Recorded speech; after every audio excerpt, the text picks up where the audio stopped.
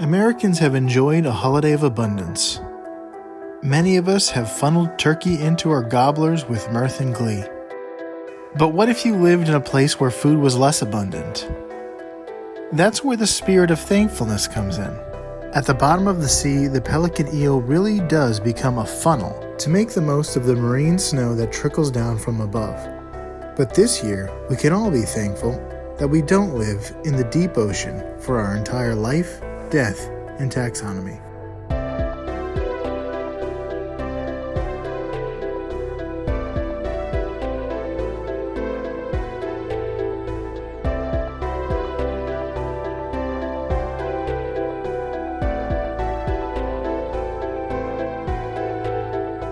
Welcome back to Life, Death, and Taxonomy. It's your 30 minutes of interesting animal information. I'm Joe.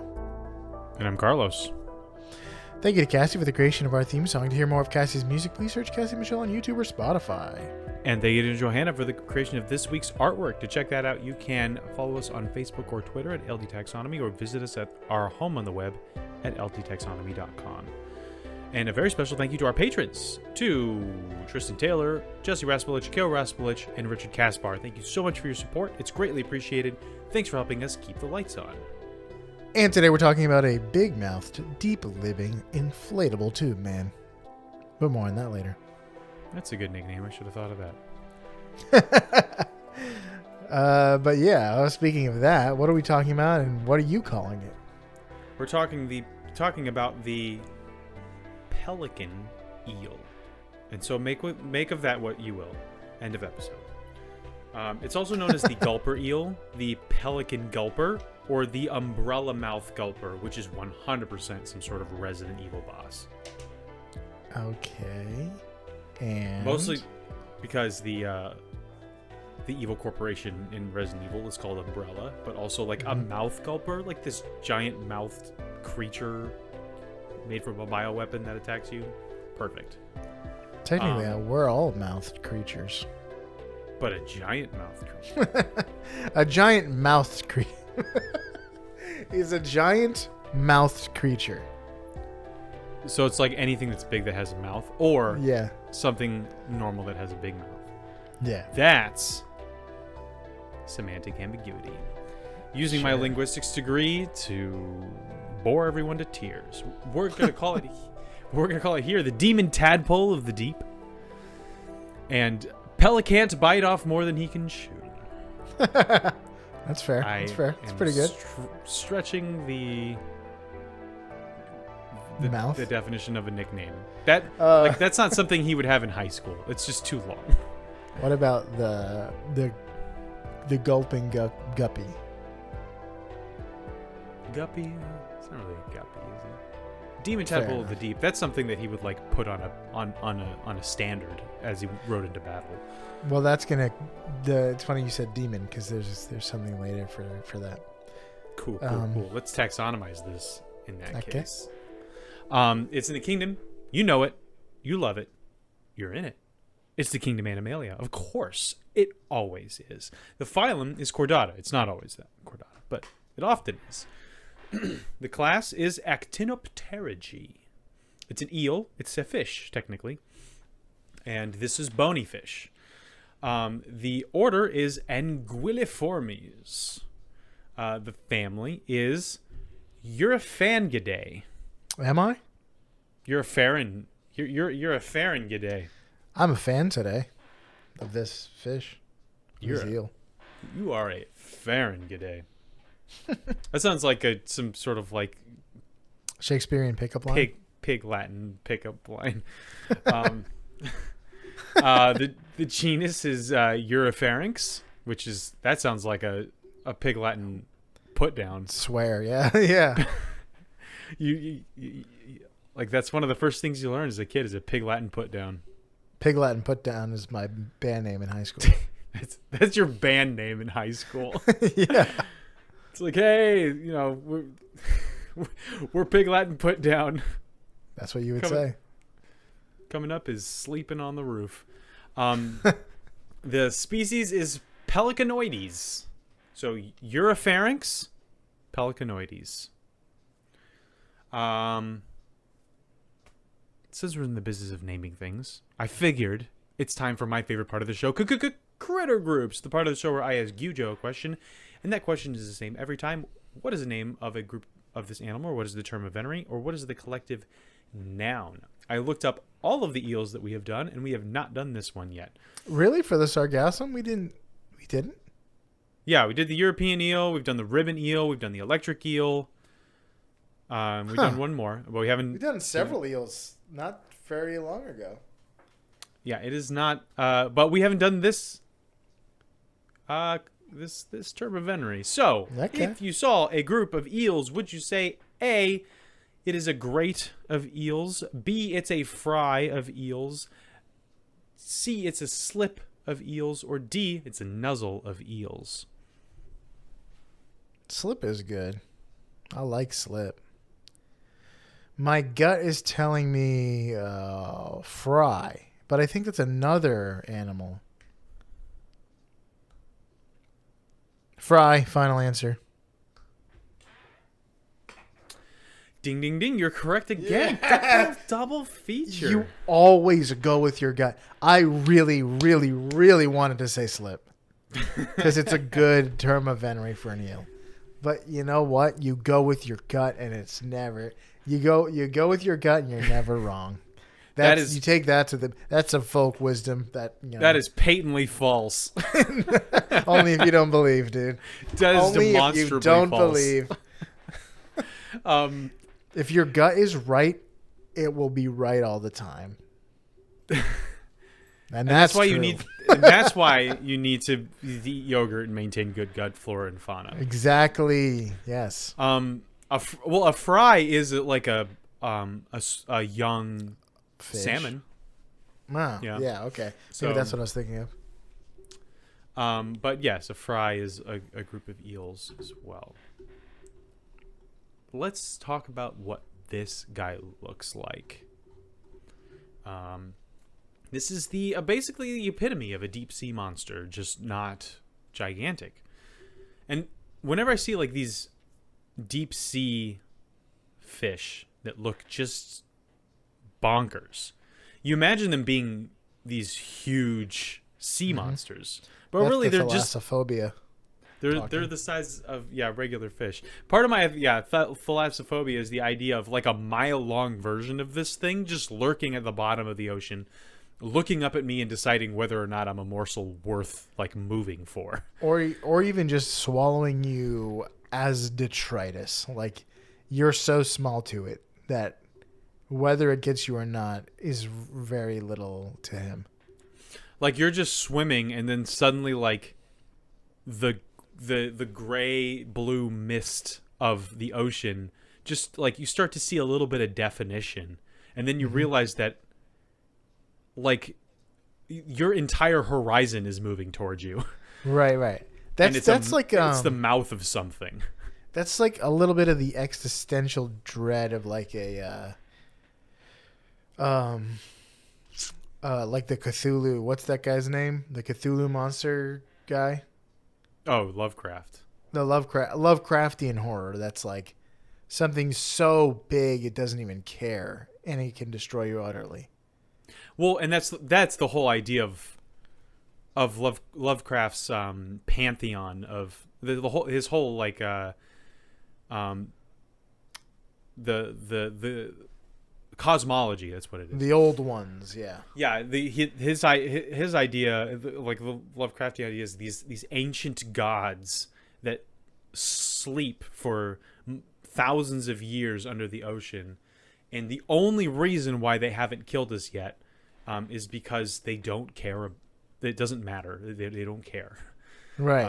And if you look up pictures of, if you just type in Cthulhu and look through all the pictures, like there's some where it's just like you have this tiny ship just floating on the surface, and it's like a whole galleon. It's like a big ship, and then just below the waves is this massive octopus demon. And man, that is an unnerving picture to me. I know it's not real. But and it's funny that there's something about my suspension of disbelief that just will not allow giant things into it. But the thing is, there are really big things. There's 100-foot long blue whales that would suck to be in the water. Swallowed by. It's a different situation. And it's also interesting that there is such thing as deep sea gigantism, but nothing that rivals a blue whale. You would think that that some things could get just monstrously huge down there. But you need you need nourishment. You need Tauros meat. Yeah, when you when you realize that things need to eat food, big things need to eat a lot of food, then it's okay, well, never mind then. I guess. Yeah, there isn't a lot of food down there, unless you're in that deep scattering layer, and you're able to get that stuff. This podcast has shown us that life finds a way. So that's true. I can totally picture an alternate universe where we're talking about a 700-foot long anglerfish that lives at the bottom of the ocean, and we're how does this thing exist down there? What does it eat? And it's oh, this thing only needs to eat once every 600 years, and then you're just and we talk about its metabolism or something like that, and it's yeah, it could live in space, it could live in the Earth's core. It's just it really is an ancient Lovecraftian god that's just waiting to devour all of civilization. So yeah, the closest thing we got is the Greenland shark. Yeah, and it's not big, it's just old. Well, it's but big. We've said a lot of words, and I haven't actually described this thing yet. Okay, say some words that describe it. And if you've ever read Lovecraft, that's exactly what he does. He says a lot of words and never actually describes it. He spends a lot of time talking about how undescribable something is. But the whole point is it's the knowledge of the more knowledge you gain about the old ones, you just go insane just even trying to comprehend it.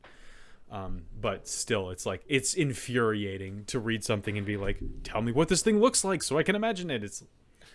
He doesn't really do that very often. Anyway, this would have been the Pelican Eel would have been a particularly perfect addition to the "There's always a bigger fish" scene from Star Wars Episode 1. Yes. Its tail is long and thin and snake-like, and like most eels, it's got this serpentine tail that's a flat ribbon on its edge, so vertically. And this tail is lined with these little tentacles that look like hairs. And it has a bioluminescent section at the end of its tail that gives off red and pink flashes of light that are theorized to be used for communication and luring prey. Even though this light is at the end of its tail and not exactly well positioned to eat anything that's near its tail. It would have to kind of contort itself in a way that doesn't make much sense. You would think that its lights would be near its face if it wanted to, like an anglerfish. Mm-hmm. Its body is reminiscent of the black anglerfish in so much as that it's basically just one large head with an even bigger evil smile. And it has two teeny tiny eyes, which is unusual for something that lives at the bottom of the ocean with low light areas. Usually they have big eyes in order to take in as much light as possible. That's not the case with the pelican eel. They actually have really good olfactory senses. They can smell things really well. And they have two ridiculous looking little pectoral fins sticking out the side, like an anglerfish, that are used for steering. So just imagine a mouth, giant unhinged mouth with two little eyes and a really long whip tail. And you've got the pelican eel. So it is not a 600-foot long Lovecraftian monster. It's not that big. So how big is it? Well, welcome to the Beloved Measure Up segment, the official listener's favorite part of the show. The part of the show when we present the animal size and dimensions in relatable terms through a quiz that's fun for the whole family. It's also part of the show that's introduced by you when you send an audio of yourself saying, singing, or chittering the words measure up into ldtaxonomy@gmail.com. We don't have a new Measure Up intro this week. Can you believe it? So I can't. Instead, we're going to hear from an animal, and Carlos is going to guess what it is. So, without further ado, the listener's favorite part of the show.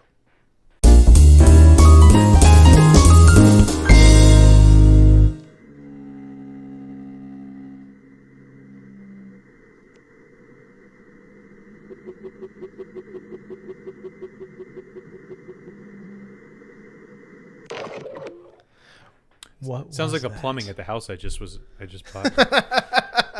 It was the plumbing. Do I have to fill in the blank on this one too? Yeah. Oh my gosh. Give me I thought you were supposed to meet me halfway. Guess.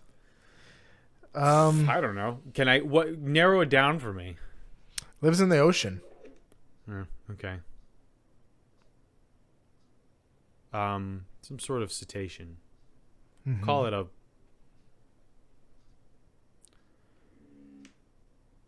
I don't know, like a dugong. There we go. Dugong. It's a dugong. Dugong? Final answer. Like a manatee, a thin manatee? A keto manatee? slim the real slim manatee. Yeah. Final answer? Barbara manatee. Yeah. That's incorrect. It's a blue whale. It's very cool. Oh, wow. I even mentioned blue whale. It sounds like a ship's horn, like in the distance. Foghorn. Very cool. Let's talk about length. So, they're 0.7 meters or 2.5 feet. How many pelican eels go into the distance Louis Mater?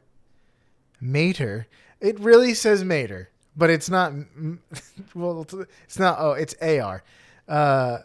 The distance Louis Matar drove in 1952 without stopping.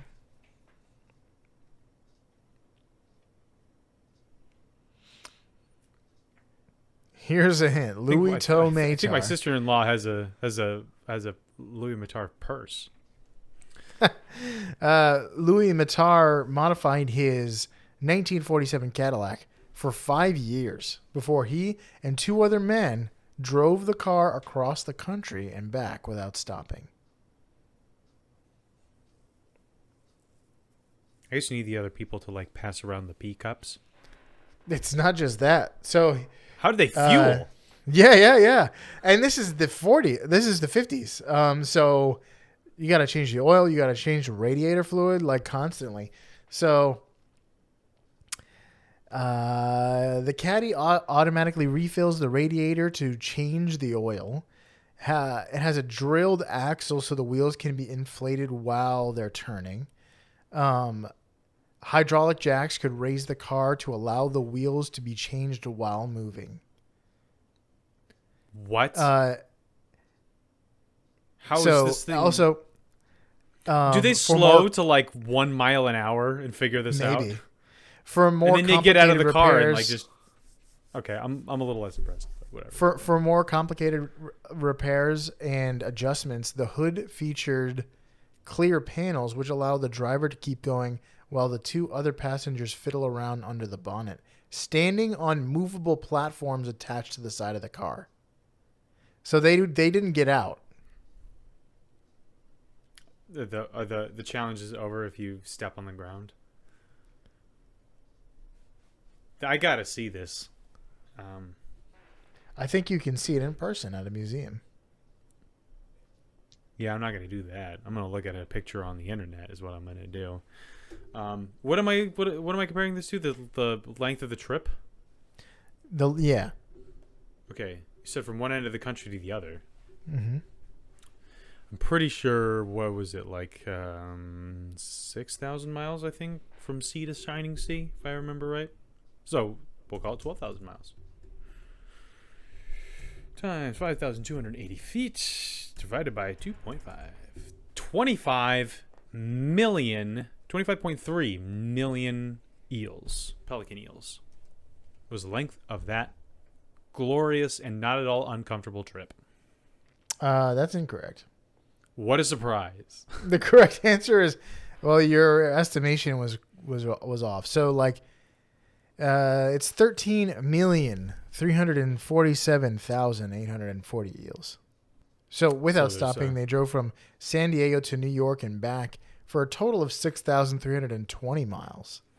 So that's a little, what? Yeah. So San Diego to New York is 2,761 miles. Why did I think it was 6,000 miles? I don't know. San Francisco to like Maine would be longer. No, San Francisco's north. San Diego's like way down there. Yeah, it's norther, but it's also wester. Interesting. I thought that they drove from like San Francisco to Charleston or whatever is on the same latitude. No. So 6,320 miles. Quite a long trip for a car. It is. Yeah, I would not have wanted to be one of the stanky bros that were inside that car for like 4 days. Why would it be stanky? No, like why would it be 4 days? They didn't stop. Oh wait, okay, so you said it's about 6,000 miles.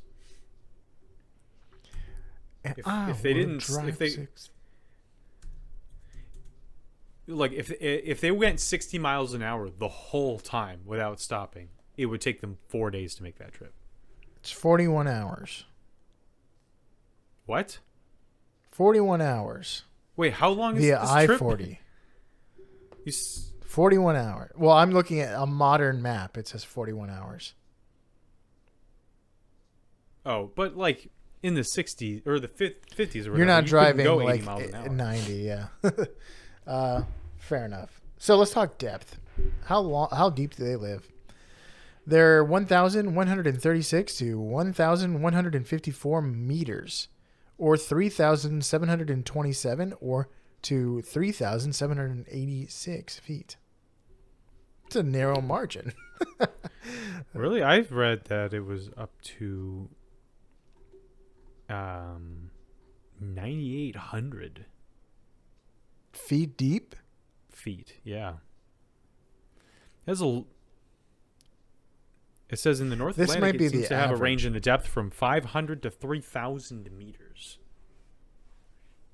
Maybe that's the above average or below average, however you want to look at it. It says one Canadian Arctic specimen was found in the Davis Strait at a depth of, I think what you were just mentioning, 3,700 to 3,727 to 3,786.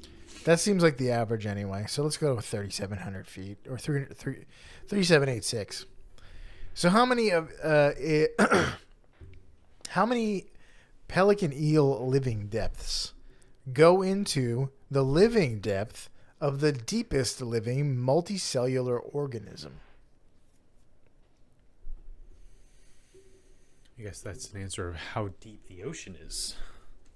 We talked about how deep the Mariana Trench was when we talked about the marinara snail worm or whatever that was. You think it's how deep the ocean is, huh? Maybe. Well, here's a hint. Halocephalus mephisto, or the devil worm, is the deepest living multicellular animal. Unlike the pelican eel that can be found thousands of feet beneath the waves, the devil worm lives thousands of feet beneath the surface of the earth. I feel like we just need to cover this animal. It was found in ore deposits and discovered by geologists in 2011. I feel like we should just cover this animal. We should. And but now the major fact is gone. No, because we don't know how it does this. And I looked up some stuff, and it's got some pretty interesting stuff.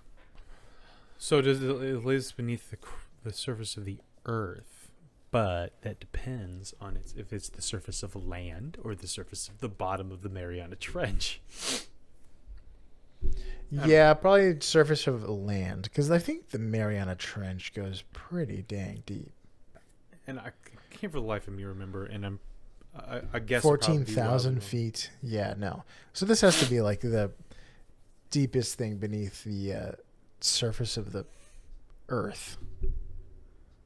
So 3. My answer is 3. 3 living depths. Yes. Final answer. Yes. That's exactly correct. Yeah. The devil worm lives 2.2 miles or 3.5 kilometers beneath the Earth's surface. I'm doing my victory wave. So that's a nursing school victory. That's a 100. For sure. It's an engineering school victory. You have any fast facts before we get into the biggest of facts? I sure do. So, as you've probably guessed, this guy lives in the ocean. At the bottom of it. I'm covering a different animal, I think. Mine lives in the desert. Yours lives in Saskatchewan. Yeah. They live mostly near the equator. The bottom of the ocean there. But they do live all across the world. One was found near Greenland, as far north as Greenland, and they've also been caught off the coast of Portugal. They're difficult to observe, just like many things that live at the bottom of the ocean are difficult to observe, because if you bring them to the surface, the depressurization kills them and deforms them. Just like the blobfish that we covered not too long ago. Is a relatively normal looking fish, but then when you bring it up to the surface, it just kind of explodes outward into this blobby mess, because it's meant to be not enduring the crushing pressure of the black depths of Davy Jones' locker. So they actually have a pretty good sense of smell, like I mentioned earlier, and thanks to some well-developed olfactory organs, they can sense things that are pretty far away. As juveniles, they are transparent and they have no red blood cells. And they have they have a set of longer teeth, and they actually lose these teeth, and they are replaced with tiny teeth as adults. My tiny teeth and me. So they do the opposite of us, where we lose our small teeth and get big teeth. Yes, they lose their big teeth and get small teeth. So when you look at this guy, they have it looks like it doesn't have any teeth, but they're just small. And I'm going to leave it there. Again, there's not a whole lot of information about this guy, and a lot of it is speculative. So, because they live deep. Because they live deep, and the only person who's allowed to see it is James Cameron. So, go for it. Okay. I'm calling this major fact the sea shovel. Sally sells she shovels. The she shovel was a Marvel show on Disney Plus. She shovel attorney at law. With the incredible shovel. What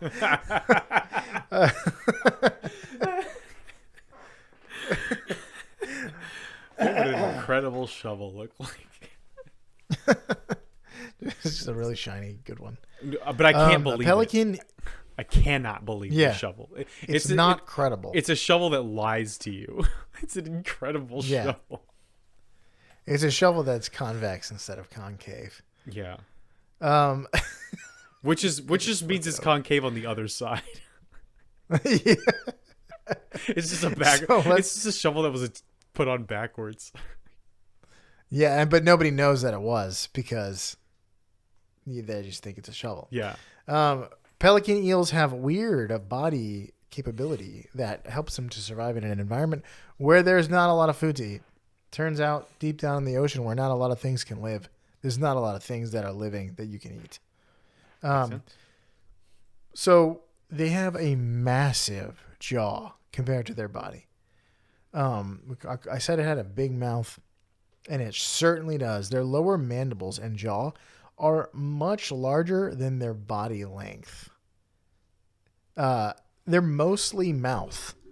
Even with their tail, their jaw makes up a quarter of their total body. Dang. That's quite a big jaw. Yeah. So their jaw hinge hangs with no body around it. Like Judas. Nobody knows. Like Judas. Too soon, buddy. Too soon. Too soon.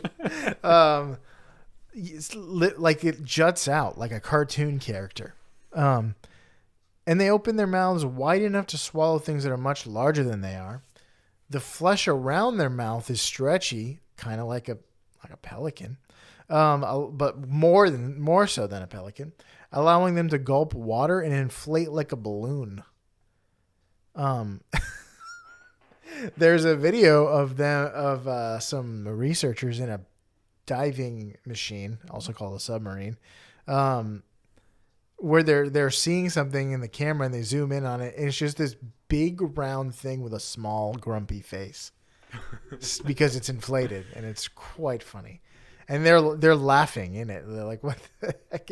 Somebody says it looks like a Muppet, and like it's also like that goes to show you that's what the deep sea is. The researchers studying the deep sea catch something on camera, zoom in, and they're like, "What is that?" And then somebody's like, "I think it's a gulping eel," and they're like, "Oh yeah, it is." And then they write that down on a piece of paper, and so it becomes law. Yeah. Likewise, they have stretchy stomachs that can expand to fit the size of their large meals, but they mostly eat small things like crustaceans. Since food is scarce down there in the deep, their large stretchy mouth and large stretchy stomach allow them to eat a wide variety of food sources. So there's no excuse for things that are too big to eat. There is nothing too big to eat. I'll eat it because it's here.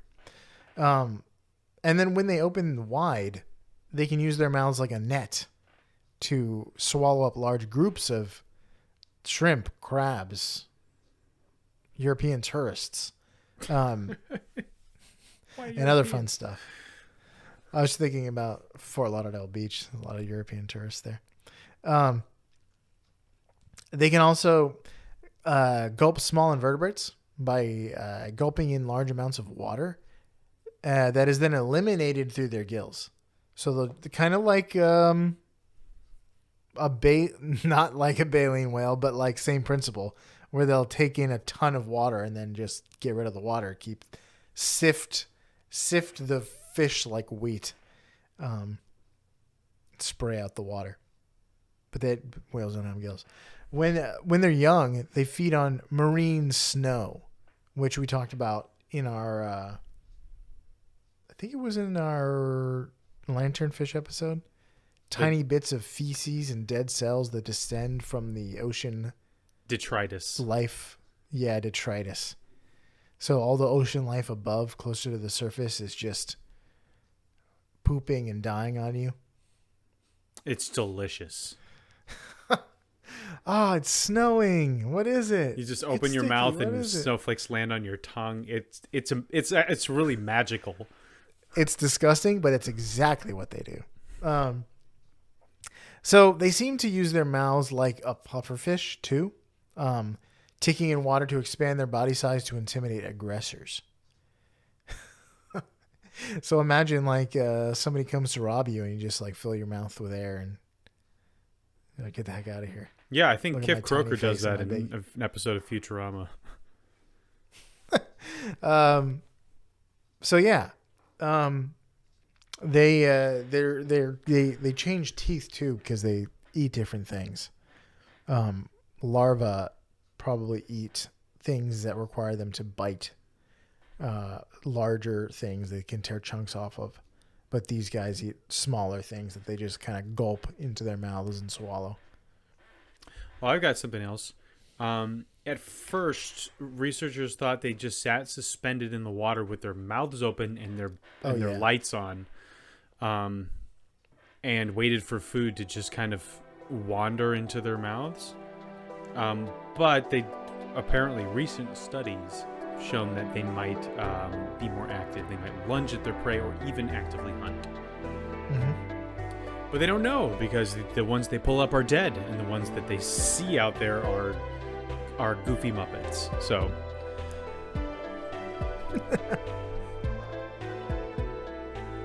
And okay, so now that's all I got. That's all I got. All right, that was the Pelican Eel. Nice, succinct episode. So for you out there in podcasting, shine your light, stay in your depth, and open your abyssal maw to rend the cosmically unknowable fabric of Lovecraftian nightmares, like the Pelican Eel, here in life, death, and taxonomy.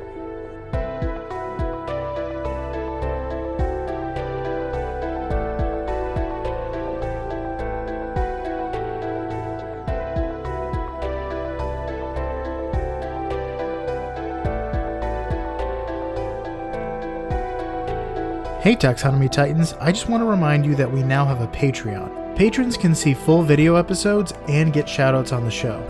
But ultimately, it's a way for you to help us cover some costs and get even better. Still, reviews are the best way to help us grow. So if you haven't left one yet, we'd really love to hear from you. As always, thanks for listening and engaging.